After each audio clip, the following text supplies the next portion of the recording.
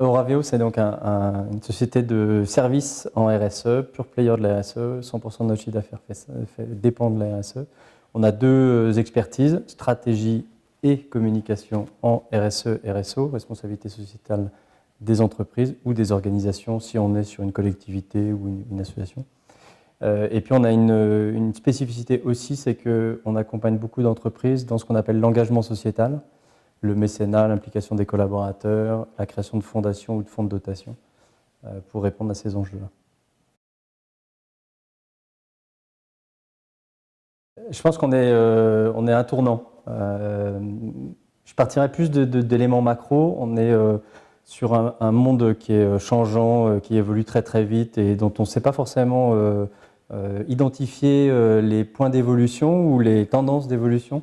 Donc il faut s'adapter, il faut que l'entreprise devienne agile.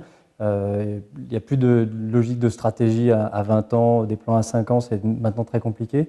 En revanche, il y a une écoute qui s'instaure et un dialogue de parties prenantes, et donc une ouverture de l'entreprise, une entreprise qui devient plus élargie, entre guillemets, qui a une focale de regard de son environnement et de son écosystème, qui s'élargit et qui du coup lui permet aussi d'avoir des multiples capteurs pour intégrer, pour écouter et du coup pour repenser ses modèles économiques, ses façons de voir ses business, ses produits, ses services et la façon finalement dont elle répond à un enjeu de société ou à des besoins de la société.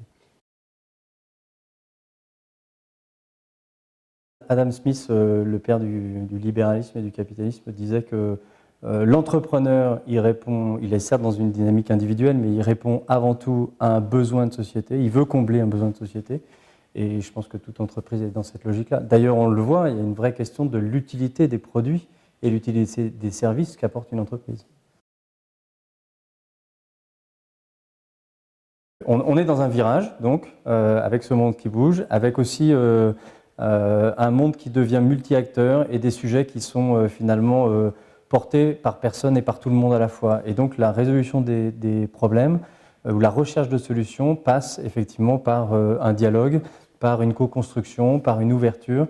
Et l'entreprise de demain, elle est clairement dans cette logique-là, une logique élargie, une logique collaborative, une logique responsable bien évidemment parce qu'il faut tenir compte de comment on produit, comment on utilise les ressources et quelle est notre empreinte environnementale, et puis comment on vend nos produits, est-ce qu'on les vend avec éthique, est-ce qu'on est dans la vente forcée, caricaturé, mais c'est aussi un peu ces sujets-là, et puis comment on produit d'un point de vue RH, dans le management, l'entreprise libérée, c'est une tendance aussi qui vient un peu percuter ces logiques de management. Donc voilà, la RSE, c'est aussi ce qui permet de mettre le tout en cohérence et en chapeau, et qui se transforme de plus en plus en un outil de gestion, en un outil de pilotage, en un outil de management.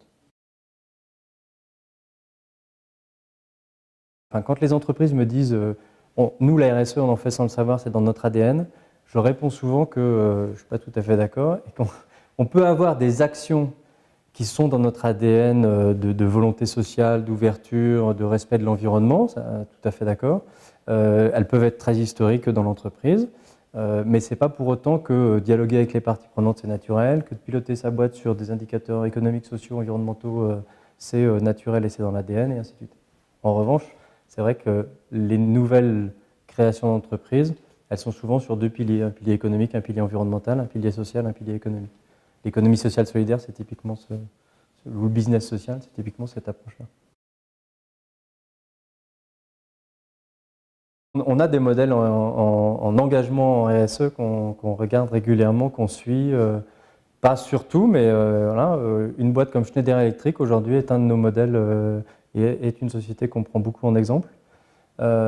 C'est à ma connaissance la seule société du CAC 40 aujourd'hui dont le PDG, quand il publie et qui commente les résultats trimestriels, les résultats financiers, donne aussi les résultats du baromètre Planète et Société, qui est l'outil de pilotage de la démarche RSE. Une société comme Danone est une société aujourd'hui qui est dans les leaders en RSE. Une société comme Solvay, via la démarche de Rhodia, via le Rhodia Way, est une société leader en matière de responsabilité sociétale.